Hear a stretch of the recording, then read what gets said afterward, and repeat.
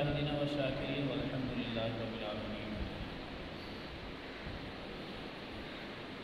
اللہ پاک کا کروڑہ شکر ہے جس نے ہمیں اور آپ کو آج جمعہ پڑھنے کے لیے مسجد میں آنے کی توفیق بخشی۔ قرآن مقدس کی جو آیت آپ کے سامنے میں نے تلاوت کی ہے، اسی کے تحت چند بات عرض کروں۔ اس سے پہلے ہم اور آپ نبی کریم رؤوف رحیم صلی اللہ علیہ وسلم کی بارگاہ میں حاضری دے لیں، کیونکہ ہر کام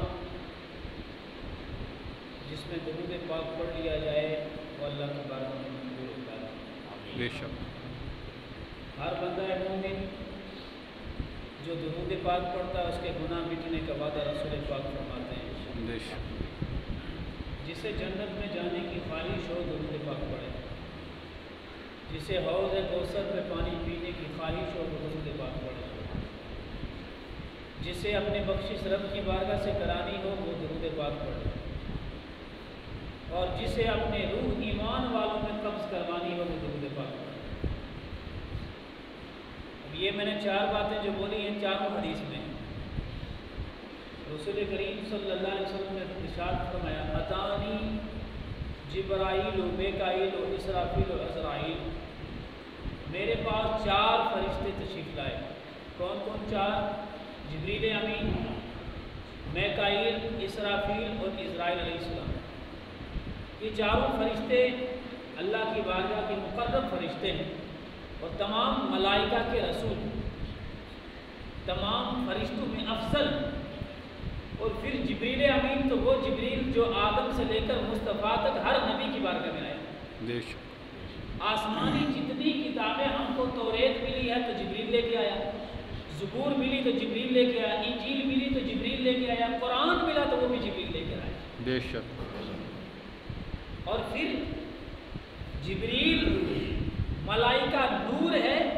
اللہ رب العزت نے جبریل امین کو اتنی طاقت عطا فرمائی ہے، اتنی طاقت عطا فرمائی ہے کہ آپ خود کچھ مقام ذکر کرتے ہیں رسول پاک کی بارگاہ میں، اور کتابوں میں بھی آتا ہے کہ آپ کی رفتار میں اتنی طاقت اللہ رب العزت نے عطا فرمائی ہے، 700 پر جبریل کو اللہ نے دی۔ اور پھر ان میں سے اگر صرف 2 پر جبریل امین کھول لے تو ایک زمین کے اس طرف کے کونے پہ پہنچ جائے، دوسرا زمین کے اس کونے پہ پہنچ جائے۔ وہی جبریل امین رسول پاک صلی اللہ علیہ وسلم کی بارگاہ میں آئے، عرض کرتے ہیں یا رسول اللہ من صلی علیہ کا 10 مرات، یا رسول اللہ جو بندہ مومن آپ پر 10 مرتبہ درود پاک پڑھ لیتا ہے فاخذ بیدہ، میں اس کا ہاتھ پکڑ لوں گا وامرہ علی الصراط، اور اسے پل صراط سے پار کرا۔ سبحان اللہ۔ ظاہر کیا ہوا کہ جسے جنت میں جانے کی خواہش ہے وہ درود پاک پڑھنے، کیونکہ پل صراط پار کرنا ہے تو پل صراط پار کرانے کی گارنٹی جبریل دے رہے ہیں، لیکن کس کے لیے؟ جو درود پاک پڑھتا ہے۔ اب پھر جبریل کی رفتار بھی ہماری رفتار تھوڑی ہے، وہ تو فرشتہ ہے۔ پل صراط کس رفتار سے پار کرائے گا وہ تو فرشتہ ہے، اور جبریل کی اگر رفتار معلوم کرنی ہو تو کتابیں کھولو، کتابوں میں آتا ہے کہ جس وقت حضرت ایوب علیہ السلام اللہ رب العزت نے ان سے ایک امتحان لیا تھا کہ ان کے جسم میں کیڑے لگے اور ایک کیڑا ان کے جسم سے گر گیا نیچے، آپ نے اسے اٹھایا، کہا باقی کیڑے کھا رہے ہیں تو کیوں نیچے گرا، تو بھی کھا لے۔ اب جب اس کو اٹھا کے رکھا، فرماتے ہیں اتنا زوردار ڈس اس نے مارا، اتنے عرصہ میں ایوب علیہ السلام صبر کرتے رہے، لیکن آج کا کیڑے کا ڈسنا برداشت نہیں ہوا، آنکھوں سے آنسو نکلے اور اس کے بعد نکلے۔ جب آنسو نکلے، اب آنسو گرنے والے تھا، لیکن اللہ نے فرمایا جبریل جا، میرے ایوب علیہ السلام کا آنسو زمین پر نہیں گرنا چاہیے، اگر زمین پر گر گیا تو زمین راکھ ہو جائے۔ یہ ایوب کا صبر ہے۔ فرماتے کہاں ہے عرش؟ وہاں سے جبریل آتے ہیں اور زمین پر 7 آسمان پار کر کے زمین میں آئے، ابھی آنکھ سے آنسو زمین تک پہنچا نہیں، پہلے اپنے پر کے لے دی۔ یہ جبریل کی سبحان اللہ۔ اور دوسرے مقام میں فرماتے ہیں جس وقت حضرت یوسف علیہ السلام کو ان کے بھائیوں نے اس کنویں میں ڈالا، اس کھوہ میں ڈالا، ابھی اوپر سے ڈالا ہی تھا کہ جبریل کو حکم ہوتا ہے میرا یوسف یوں ہی نیچے نہ گرے، جاؤ جنت سے تخت لے آؤ۔ فرماتے ہیں جبریل عرش سے گیا جنت، اور جنت سے تخت لے کر یوسف علیہ السلام کے آنے سے پہلے ہی بچھا دیا ہوگا۔ سبحان اللہ۔ یہ میرے جبریل امین کی رفتار۔ پھر فرماتے ہیں جب حضرت ابراہیم علیہ السلام اسماعیل علیہ السلام کی گردن پہ چھری چلا رہے تھے، اس وقت اللہ نے حکم دیا تو جبریل امین عرش سے جنت سے دمبا لے کر حضرت اسماعیل کی جگہ لا کے رکھ دیا۔ یہ ہے رفتار، ابھی چھری نے کاٹا نہیں، پہلے دمبا لا کے رکھ دیا۔ یہ ہے رفتار جبریل۔ اور ایک مقام ایسا بھی آیا رسول کریم علیہ السلام و تسلیم کا یہ گان مبارک ظالم نے شہید کیا، جو خون کا قطرہ آپ سے نکلا، فرماتے ہیں وہ خون کا قطرہ بھی جبریل نے زمین پر نہیں گرنے دیا تھا، آ کر اپنے پروں پہ لے گئے۔ یہ ہے رفتار جبریل۔ اب وہی جبریل وعدہ کرتا ہے یا رسول اللہ جو آپ پر 10 بار درود پڑھ لے میں اس کا ہاتھ پکڑ کے اسے پور صراط پار۔ سبحان اللہ۔ کیسی رفتار ہوگی جبریل کو اور رب کی۔ سبحان اللہ۔ اب جبریل نے ایک وعدہ کیا اس بندے کے لیے جو 10 بار درود پڑھتا ہے، جبریل نے وعدہ کیا میں اسے پور صراط پار کروں۔ اب آگے اسرافیل علیہ السلام، میکائیل علیہ السلام، اسرائیل علیہ السلام، یہ 3 فرشتے باقی ہیں۔ اب اسرافیل وہ عرض کرتے ہیں یا رسول اللہ وَأَنَا أَسْقِيهِ مِنْ حَوْضِكَ، یا رسول اللہ جو بندہ آپ پر 10 بار درود پڑھتا ہے نا میں حوض کوثر سے اسے پانی پلاؤں۔ سبحان اللہ۔ وہ بھی کہا جبریل کی بولی ہے، مولوی کی بولی نہیں، اسرافیل کی بولی ہے، عام مولوی کی بولی نہیں۔ مِنْ حَوْضِكَ، یا رسول اللہ تیرے حوض سے پلاؤں گا۔ پتہ یہ چلا کہ اس کا بھی عقیدہ یہ ہے حوض کوثر کا مالک بھی رسول پاک ہے۔ بے شک سبحان اللہ۔ سے کہا لگا من حوضکا، تیرے حوض سے پانی پلاؤں گا، لیکن درود پڑھنے والے۔ اب آئے میکائیل، وہ کہتے ہیں وَأَنَا أَسْجُدُ لِلَّهِ، میں اللہ کی بارگاہ میں ایسا سجدہ کروں گا، ایسا سجدہ کروں گا مَا أَرْفَعُ رَأْسِي، میں اپنا سر اٹھاؤں گا ہی نہیں حَتَّى يَغْفِرُ اللَّهَ لَكَ، یا يَغْفِرَ اللَّهَ لَكَ، یہاں تک کہ اللہ اس بندے کی بخشش نہ کرے۔ بے شک سبحان اللہ۔ بخشش کا اعلان فرما دے گا تو میں سر اٹھا دوں۔ لیکن کون ہے؟ درود پڑھنے والا۔ اب آئے حضرت اسماعیل علیہ السلام جو ہر انسان کی روح نکالتے ہیں، ہر ذی روح میں سے روح نکالتے ہیں۔ آپ فرماتے وَأَنَا أَقْبَضُ رُوحَهُ، میں اس بندے کی روح اس طرح قبض کروں کما قبضت ارواح الانبیاء، جس طرح میں نبیوں کی روح قبض کرتا تھا اس طرح۔ ہائے ہائے ہائے سبحان اللہ۔ اب درود کتنا ہے؟ یہ فائدہ ہے، گناہ مٹانے ہیں تو درود پڑھو، جنت میں جانا ہے تو درود پڑھو، حوض کوثر سے پانی پینے کی تمنا ہے تو درود پڑھو، اللہ سے بخشش کرانے کی طرف ہے تو درود پڑھو۔ خدا کی قسم انبیاء جیسی مومنوں جیسی موت چاہیے تو درود پڑھو۔ سبحان اللہ۔ بے شک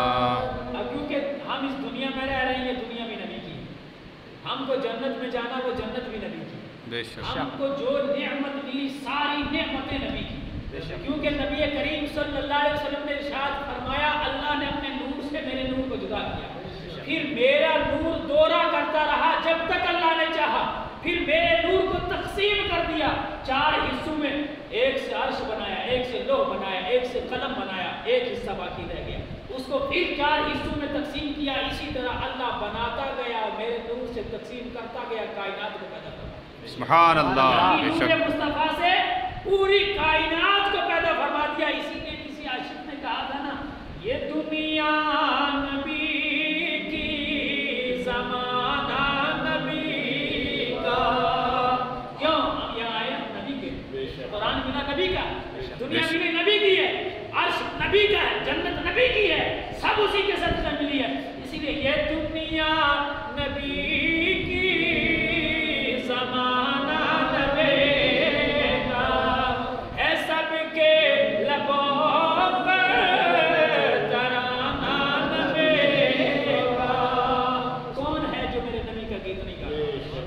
قسم، انسان تو انسان ہے، جانور بھی نبی کا گیت گاتا ہے، اونٹ نبی کے قدموں میں سر رکھ کر استدعا کرتا ہے میرا مالک مجھ سے زیادہ کام لے رہا ہے، مجھے چارہ کم دیتا ہے۔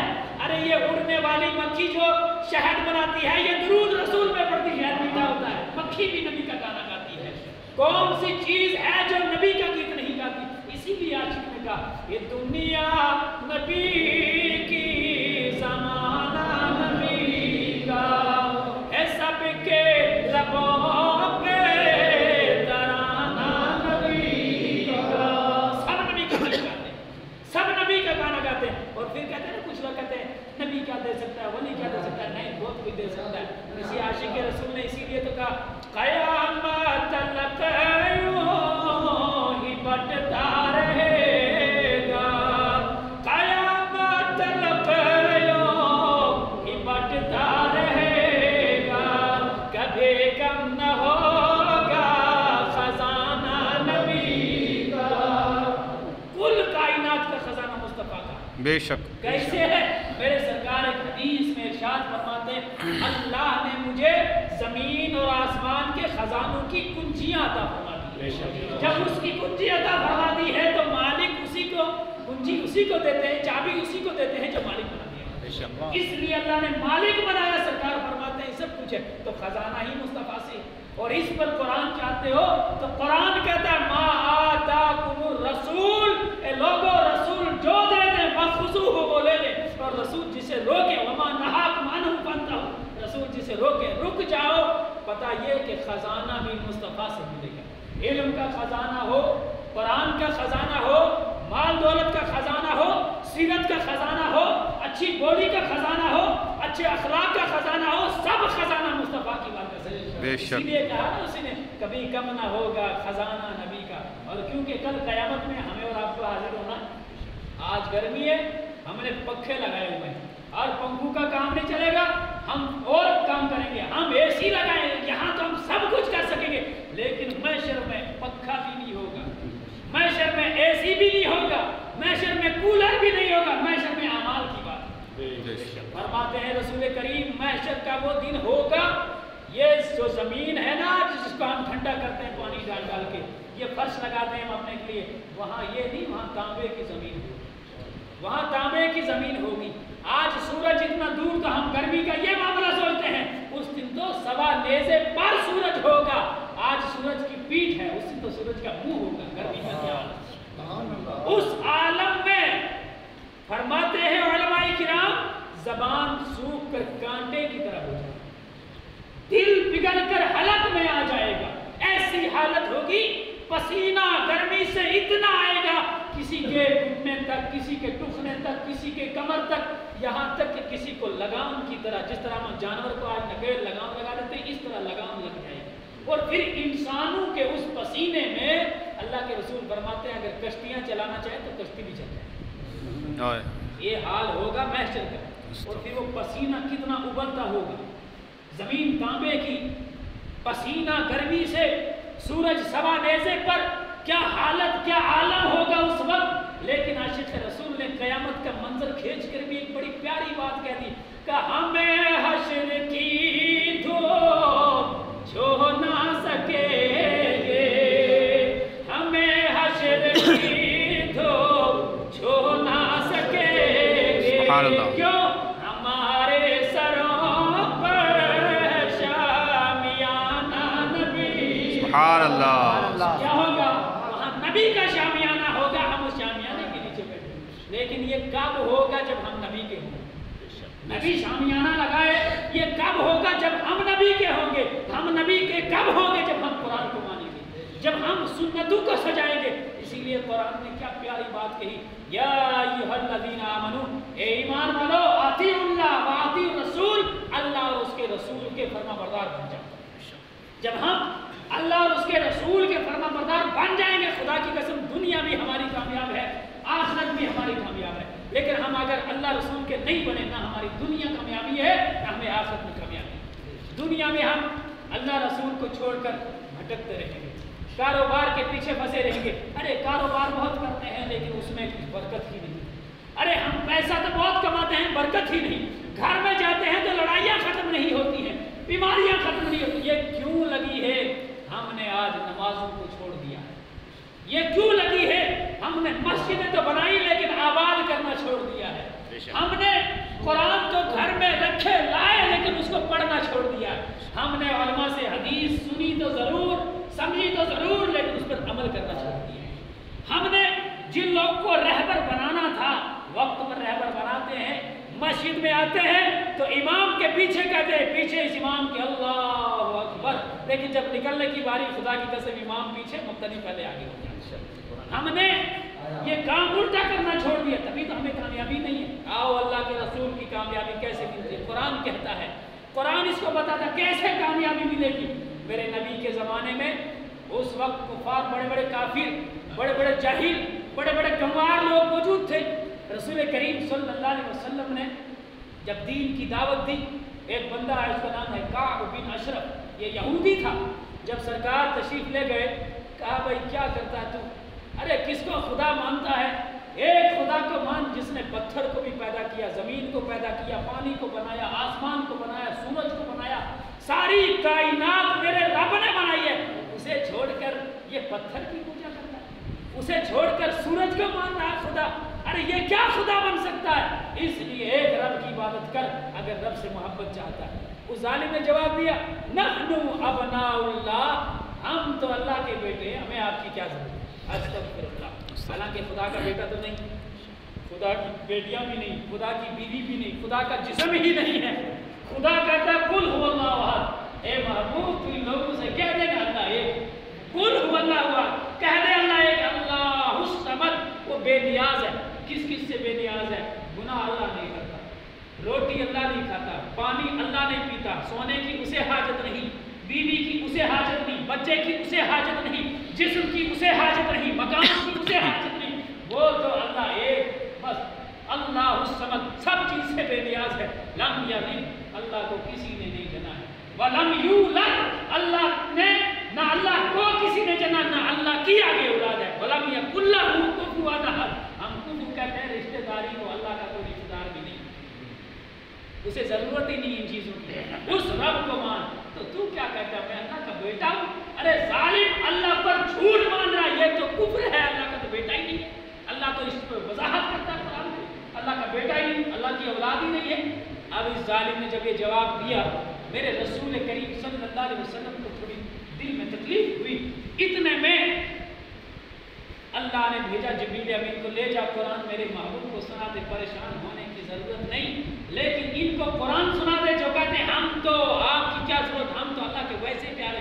ان کو کہہ دے قل ان کنتم تحبون اللہ، انہیں کہہ دو اگر، ان شرط لگا کے اگر تم اللہ سے محبت کا دعویٰ کرتے ہو، فاتبعونی، میرے محبوب کے پیچھے پیچھے چل رہے، میرے محبوب جدھر بلا رہے ہیں ان کی مان لو، میرے محبوب کی اتباع کر لو۔ جب میرے محبوب کی مانو گے یحببکم اللہ، تب اللہ تم سے پیار کرے گا۔ اب معلوم کیا ہوا، وہ تو ان کو کہا تھا لیکن ہم اپنے گلے میں جھانک، فاتبعونی، میرے محبوب کی مانو، یحببکم اللہ، جب تم رسول کی مانو گے تب اللہ تم سے محبت کرے گا، اور اتنا ہی نہیں تمہارے گناہ بھی معاف کر دے گا، تمہیں بخش بھی دے گا، تمہارے درجے بھی بڑھا۔ اب یہ بات کب کہی؟ جب کعب بن اشرف نے انکار کیا تھا تب کہی، لیکن اسی آیت کو ہم اپنی طرف پلٹائیں، رسول کریم صلی اللہ علیہ وسلم نے فرمایا میری امتو اپنے بچوں کو 7 سال کی عمر میں نماز کی تعلیم دو۔ غور کرو، ہم دے رہے ہیں، اگر 10 برس کے ہو جائیں نماز نہ پڑھے تو پٹائی کر کے نماز پڑھاؤ، ہم آج یہ کام کرتے ہیں؟ آج تو ہم وہ کر رہے ہیں، کعبہ مدینہ دیکھ کر بھی آ کر ہم نمازیں نہیں پڑھ رہے ہیں، بلکہ ہم جا کے ڈی جے سن رہے ہیں، ہمیں کعبہ مدینہ بھول گیا، شادی میں ہم ناچ رہے ہیں، ہمیں وہ جگہ وہ مقام بھول گئے جہاں ہم رو رو کے دعا کرتے تھے یا رسول اللہ ہمیں اپنے روزے کی حاضری دیجئے، جب حاضری دے کر آ گئے تو پھر بھول گئے، ہم بھول گئے۔ میرے رسول کریم صلی اللہ علیہ وسلم نے نمازوں کا حکم دیا، ہم بھول گئے۔ مسجدیں آباد کرنا، یہ مسجد بنانا تو آسان ہے، اسے آباد کرنا مشکل ہے۔ اس کی چاروں سائڈ ہم رہ کر اگر مسجد میں اذان لگے نہیں آئیں گے، خدا کی قسم گھر برباد ہو۔ یہ مسجد اگر غیر آباد ہے تو تمہارا گھر آباد ہو سکتا ہے، نہیں تم اللہ کا گھر آباد کرو گے، اللہ تمہارا گھر آباد کرے گا۔ لیکن ہم ان چیزوں کو بھول کر پھر یار برکت بھی نہیں آ رہی ہے، یار بیماری نہیں ہو رہی، کیسے برکت اور بیماری ختم ہوگی جب ہم اللہ رسول کی نہیں مانتے ہیں۔ اللہ رسول کی مانیں گے تب کامیابی ہے۔ صحابہ کرام رسول کریم کی ایک ایک ادا پر قربان ہوا کرتے تھے، اتنا پیار تھا سرکار کی سنت سے۔ ایک مرتبہ حضرت عثمان غنی رضی اللہ تعالیٰ ایک مقام پہ جا رہے تھے، صحابی ساتھ میں تھے، فرمایا پانی لے آؤ میں وضو کروں۔ پانی لایا لوٹے میں، حضرت عثمان غنی نے وضو کیا، وضو کرنے کے بعد ہنسنے لگے، حالانکہ کوئی بیچ میں ہنسانے والی بات نہیں تھی، لیکن آپ ہنسنے لگے۔ جب آپ ہنسے صحابہ کرام نے عرض کیا اے امیر المومنین آپ ہنسے کیوں؟ کوئی ایسی بات ہی نہیں ہوئی کہ آپ ہنستے، لیکن ابھی آپ ہنسے کیوں؟ انہوں نے کہا آپ کو میں ایک پیاری بات نہیں بتاؤں، میں اس لیے ہنسا کہ رسول کریم صلی اللہ علیہ وسلم اسی مقام پہ ایک مرتبہ ہمارے ساتھ آئے تھے، اسی مقام پر پانی منگوایا تھا، اسی مقام پر رسول کریم وضو فرما رہے تھے، جب وضو کر کے میرے رسول بھی ہنسے تھے، میں نے اسی سنت کو سبحان اللہ۔ یہ ہے غلامی، ہنسنا بھی سرکار کی سنت، اسے بھی نہ چھوڑا اسی مقام پر جا کر۔ اسی طرح ایک صحابی ہیں حضرت ثوبان رضی اللہ تعالیٰ، وہ آئے تو چہرے کا رنگ اتر گیا ہوا، جب چہرے کا رنگ اترا ہوا تھا کچھ مرجھائے ہوئے تھے، جیسے ایک بیمار بخار والا انسان ہوتا تو چہرے کا رنگ بدل جاتا، فوراً کہتے ہیں تیرا چہرہ کیوں اترا ہوا، تجھے گرمی لگتی ہے، تیرا چہرہ ایسا ہے، جا دوائی لے چیک کرا۔ اب وہ آیا سرکار کی بارگاہ میں، رسول کریم نے فرمایا اے ثوبان کیا بات ہے، آج تیرے چہرے کا وہ رنگ نہیں ہے جو رنگ ہونا چاہیے، حالانکہ یہ رنگ میرا تیرا نہیں ہے، صحابی رسول کا رنگ، یہ عشق رسول میں رنگ پرویا ہوا ہے، اب ایسا کیا بات ہے؟ انہوں نے جواب دیا یا رسول اللہ میں مریض عشق ہوں، میں مریض عشق ہوں۔ ہم تو دنیا کا عشق ہے نا، وہ عشق دوسری بات ہے۔ کہا کیا بات ہے؟ کہ یا رسول اللہ آپ کی تڑپ سینے میں اتنی ہے، آپ سے محبت اتنی ہے، اگر گھر میں آپ کی یاد آ جائے نا دوڑ کر آپ کے گھر میں آ جاتا ہوں، خدا کی قسم سفر میں ہوں یاد آ جائے سفر چھوڑ کے آپ کی بارگاہ میں آ جاتا ہوں، کہیں مال کے ساتھ ہوں اونٹوں کے ساتھ ہوں آپ کی یادیں چھوڑ کر آپ کی بارگاہ میں آ جاتا ہوں، آپ کا دیدار کر کے دل کو تسلی بخش جو ہے تسلی کرا لیتا ہوں، اور آپ کے دیدار سے میں اس دنیا میں جی رہا ہوں، لیکن مجھے ایک سوچ آئی تھی، بس اسی سوچ نے میری یہ حالت بنائی۔ کہا کیا سوچ ہے؟ کہا میں جب رات کو عشاء پڑھ کے سویا، بستر پہ لیٹا، میں آرام کر رہا تھا، تو میرے ایک ذہن میں ایک سوچ آئی کہ ارے یار رسول کریم کے لیے اللہ نے ہم کو بنایا، کائنات ساری سرکار کے لیے بنی، میرے دل کی طرف رسول کی طرف لگتی ہے تو میں بستر چھوڑ کے سرکار کی بارگاہ میں جاتا ہوں، میں جنگل چھوڑ کے سرکار کی بارگاہ میں آتا ہوں، گھر چھوڑ کے بارگاہ میں آتا ہوں، سفر چھوڑ کے آتا ہوں، لیکن اگر کل اللہ نے جنت میں بھیج دیا تو رسول تو جنت میں اعلیٰ مقام پہ ہوں گے، کیونکہ وہ جنت کے مالک ہیں۔ جیسے آپ کی امام ہے نا، یہ امام کے لیے ہے، مقتدی کے لیے نہیں، اب مقتدی نیچے ہے، امام اعلیٰ، کیونکہ امام کا رتبہ اعلیٰ ہے، تو جنت میں رسول مالک ہے، رسول تو سب سے اعلیٰ مقام پہ ہوں گے۔ یا رسول اللہ میں رات سے یہ سوچ رہا ہوں، آپ تو جنت میں اعلیٰ مقام پہ ہوں گے، میرے جیسا غلام آپ کو کیسے جنت میں ملے گا، میں کیسے وہاں آپ کا دیدار کروں، وہاں ایک دو تو ہوں گے نہیں، وہاں تو کروڑوں میں وہاں آپ کے ساتھ پاس کیسے آپ کا دیدار کروں؟ بس اسی پریشانی نے، اسی تڑپ نے، اسی سوچ نے میرے چہرے کا رنگ۔ اب رسول کریم نے کیونکہ بات سنی تو نبی تو امت سے پیار کرتا ہے، نبی امت سے پیار کرتا ہے، اتنا پیار کرتا ہے، فرماتے ہیں اگر ایک مومن کے پاؤں میں کانٹا چبھ جائے نا تکلیف میرے رسول کریم کو، اتنا پیار کرتا ہے امت سے۔ اب فرمائے جب یہ بات پوچھی، عرض کیا، اب سرکار کو بھی دل میں یہ بات لگی، سوچ رہے تھے کہ جبریل امین تشریف لے آئے، جبریل آئے اور انہوں نے عرض کیا یا رسول اللہ آپ پریشان مت ہوئیے، اللہ کا یہ وعدہ ہے مَن یُطِعِ اللَّهَ وَرَسُولَهُ، جو اللہ اور اس کے رسول کی فرما برداری کرتے ہیں نا، جو رسول کا حکم مان کر نمازیں پڑھتے ہیں، رسول کا حکم مان کر اپنے چہرے پر سنتیں سجاتے ہیں، رسول کے حکم کے مطابق اپنی شادیاں سجاتے ہیں، رسول کے حکم کے مطابق اپنی بیٹیوں کی پرورش کرتے ہیں، پردے میں رکھتے ہیں، رسول کے حکم کے مطابق اپنے اولاد کو قرآن کی تعلیم دیتے ہیں، رسول کے حکم تابعداری کے مطابق ان کا اٹھنا بیٹھنا سونا جاگنا ہو جاتا ہے، خدا کی قسم خدا وعدہ کرتا ہے وہ لوگ جنت میں بھی آپ کے ساتھ ہوں گے، بے شک سبحان اللہ۔ یہ جب وعدہ ہوا صحابی رسول نے سنا، آپ کی تڑپ پوری ہو گئی، لیکن اب ہمارا امتحان ہے، ہماری گھڑیاں ہیں، اب آگے مہینہ کون سا رہا ہے، ماہ رمضان کا مہینہ آ رہا ہے، وقت ہو گیا، آخری بات کر رہا ہوں۔ ماہ رمضان کا مہینہ وہ مہینہ جس کے لیے اللہ رسول کے وعدے ہیں امت کے لیے۔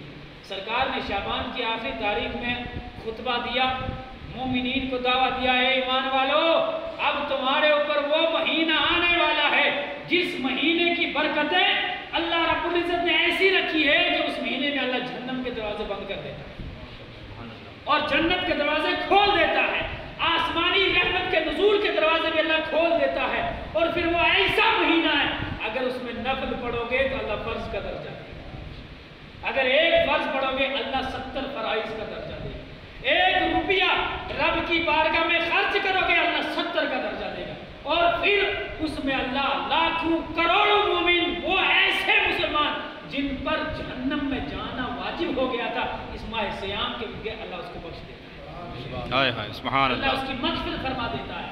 اب کیونکہ وہی مہینہ ہمارے درمیان شاید ہونے والا ہے، وہ اگلا جو جمعہ آئے گا وہ انشاءاللہ ماہ رمضان کا ہے۔ اب جو ہے یہ ہمارا کام ہے کہ ہم ماہ رمضان کے فیوز اور برکات کو اٹھائیں، کیونکہ رسول کریم نے فرمایا نا، ایک جگہ فرمایا، ایک مقام پہ ہے کہ جبریل امین نے ایک بدعا دی تھی، یا رسول اللہ ہلاک ہو جائے وہ بندہ جو آپ کا نام سن کر درود نہ پڑے۔ میرے رسول نے فرمایا آمین۔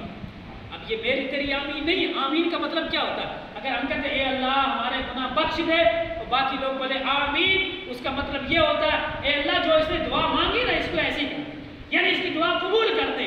اب رسول نے فرمایا، جبریل نے کہا جو تیرا نام سنے درود نہ پڑے اس کی ناک خاک آلودہ ہو جائے، اس کو برباد ہو جائے، یعنی جبریل نے بد دعا دی ہے۔ اب جبریل بھی فرشتوں کا رسول ہے، دینے والا بھی رسول ہے، آمین کہنے والا بھی رسول ہے۔ میرے نبی نے فرمایا آمین، کیا مطلب جو درود نہیں پڑے گا اس کی ناک خاک آلودہ ہوگی۔ دوسرے مقام پر فرمایا، دوسری بات، وہ انسان تباہ برباد ہو جائے جس کے ماں باپ اس کو ملے اور وہ ماں باپ کی خدمت کر کے جنت میں نہیں جا پایا۔ میرے نبی نے فرمایا آمین۔ آج ماں باپ کی خدمت بڑی اچھی ہوتی ہے، آپ جانتے ہی ہے نا، کیسی ایک زبان سے بات نکلنے دو کہ 50 باتیں کسی سناتے ہیں، یہ خدمت ہوتی ہے۔ اور پھر تیسری بات فرمایا، جس کے پاس ماہ رمضان آیا اور اس کی قدر کر کے وہ اپنی بخشش نہ کرا پایا، اس کے لیے بھی جبریل نے بد دعا دی ہے، رسول نے آمین کہا ہے۔ ہمیں بد دعا میں نہیں جانا ہے، ہم کو آمین کر کے ماہ رمضان کو قبول کرنا ہے، اس کے روزے رکھنے ہیں اور اس میں رات میں تراویح پڑھنی ہے، اپنی مسجد آباد کرنی ہے۔ اللہ رب العزت ہمیں اور آپ کو نمازی بنا دے، اللہ رب العزت ہمیں اور آپ کو روزے رکھنے کی توفیق بخشے، ماہ سیام کی قدر کرنے کی توفیق بخشے، اور سب لوگ جو پڑوسی ہیں، قریبی ہیں، وہ مسجد میں آیا کریں، تراویح پڑھا کریں۔ خدا کی قسم بہت سارے فضائل و برکات ہیں، بہت ساری رحمتیں ہیں۔ آج آپ ایک اچھی پیاری بات لگتی ہے، آپ اس کو کہتے ہیں سبحان اللہ۔ ایک بار آپ کو پیاری حدیث سناتے ہیں، آپ درود شریف پڑھتے ہیں، میرے رسول فرماتے ہیں باقی مہینوں میں سبحان اللہ کہنا صرف 30 نیکیاں ملتی ہیں، لیکن اگر رمضان میں کہو گے تو 1,00,000 نیکی ملتی ہے۔ سبحان اللہ سبحان تو اللہ۔ پھر وہ بھی کہاں رمضان میں کہو گے تو 1,00,000 نیکی ملے گی، وہ بھی کہاں اگر اللہ کے گھر میں آ کے کہو گے تو پھر تو حساب نہیں۔ اس لیے اللہ سے دعا کریں اللہ ہمیں نمازی بنائے، اللہ ہمیں روزے دار بنائے،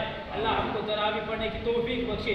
ماہ رمضان میں جو قرآن ہم کو سال بھر بند کے رکھے، اللہ انہیں کھولنے کی توفیق بخشے۔ جو قرآن ہمارے لیے رو رہے ہیں، بند کیے، آج کوئی کافر ہمارے قرآن کے لیے بھونکتا ہے، ہم کیا کرتے ہیں، ہم یہ کر دیں گے، ہم وہ کر دیں گے، لیکن ہم نے سوچا نہیں جو پورا سال بند کر کے رکھا ہے تو اس کو کیا کر دیں گے۔ آج کوئی گستاخ نبی کے لیے توہین کرتا ہے، ہم میڈیا پہ چڑھ جاتے، ہم فیس بک پہ ویڈیو وائرل کرتے، آج ہمارے مولانا نے یہ کہا گستاخ کو، لیکن وہ تو گستاخی کرے گا، وہ سرکار کا مرتبہ ہی نہیں جانتا۔ ہم تو مرتبہ جان کر بھی پھر بھی سرکار کی سنتوں کو قتل کیے جا رہے ہیں۔ اللہ سے دعا اللہ ہم کو ایسے معاملات سے توبہ کرنے کی توفیق بخشے۔